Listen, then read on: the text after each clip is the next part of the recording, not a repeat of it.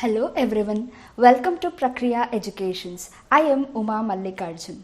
In this module, we shall recapitulate about the concept of functions which you have already learned in your class 11. In this module, we shall learn about the concept of function, image and pre-image of a function, domain, codomain and range of a function, real valued function and real function. I shall start the concept of functions using a small example. Consider two non-empty sets A and B. You may observe that I have defined a relation from the set A to the set B. The relation is observed as R. Now you may notice that in this relation, the element 3 is being connected to two elements A as well as C. And another observation, in the relation, phi is being unconnected. The major difference between a function and a relation is that the first thing you have to remember while you are telling a relation as a function is no element of A should be remained unconnected. All the elements of the set A, that is the first set, should be connected. All the elements, you have to note that. The second condition is no element of A should be associated with two elements of the set B. That is my second condition. Note that no element of A should be associated with two elements of B, right? These are the major two conditions for a relation to become a function, and hence we can map with these two sets having an arrow diagram. This will be a function only if the first condition, all the elements of set A should be mapped to at least one element,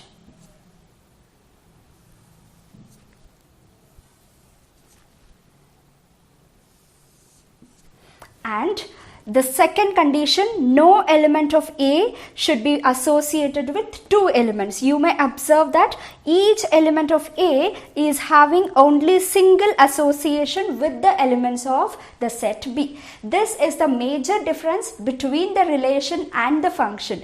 And note that all functions are relations, but all relations are not functions. And hence you can tell that if relation is a bigger set, then the set of functions is a subset of the relation. Hence, the function f, usually denoted by f, is always a subset of the relation which is associated from the non-empty set A to the non-empty set B. We shall now define the function formally.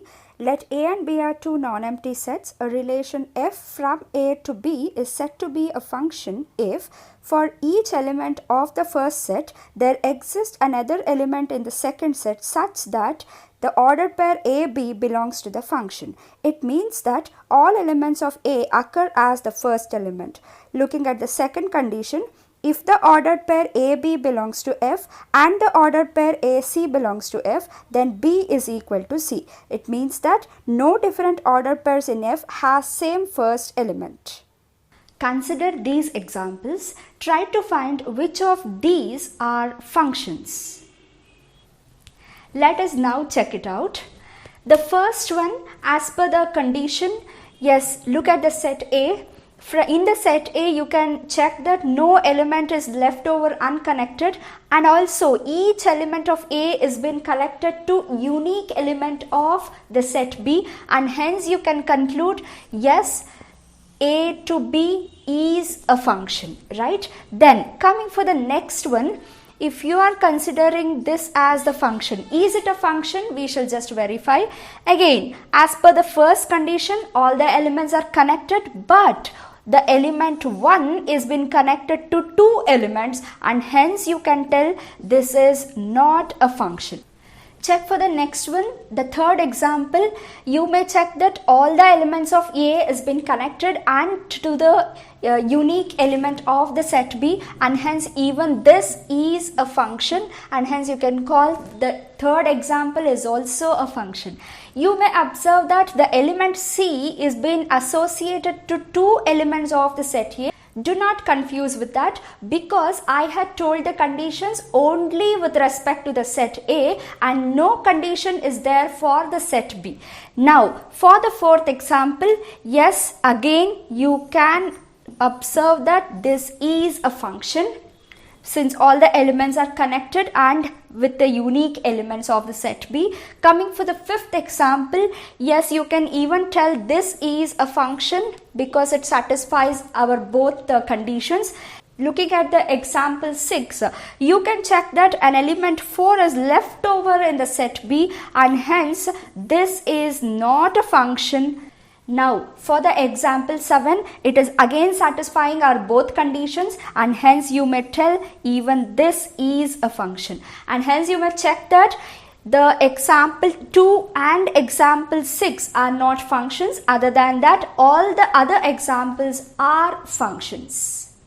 If a function is defined from a non-empty set A to the non-empty set B, then we write it as f from A to B, and say f is a function from the non-empty set A to the non-empty set B, or you may also say it as f maps A to B. You can observe that the word function or the word mapping or even the word correspondence are all synonyms. Consider an example. I have chosen two sets A and B, the non-empty sets, and let f be the function defined from the set A to the set B, and the function is defined as this set. Now according to this function, we shall connect that in the arrow diagram. Then we get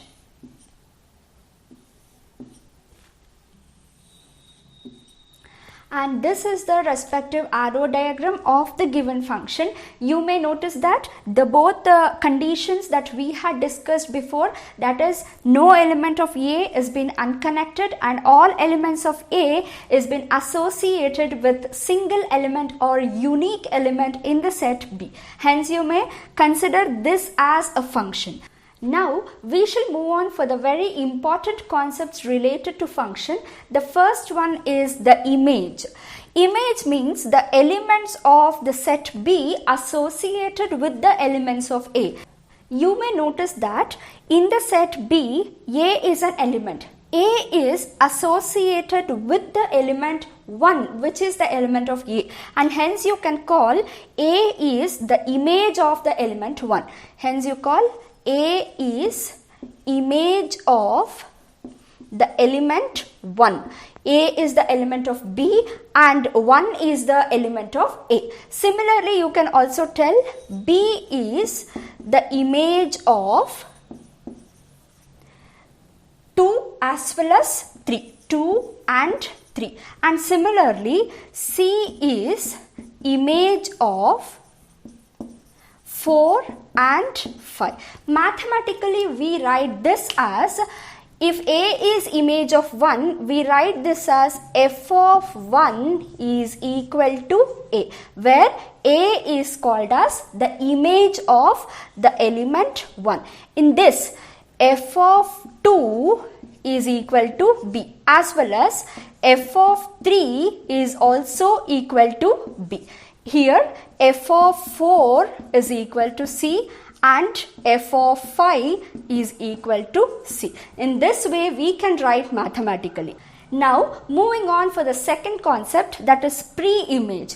Pre-images are nothing but the elements of the set A. You know that in a function all the elements of A is been associated and hence all the elements of A are called as pre-images. If I am writing f of 1 is equal to A, you can now identify that A is the image and the element of A, capital A, that is first set, is called the pre-image.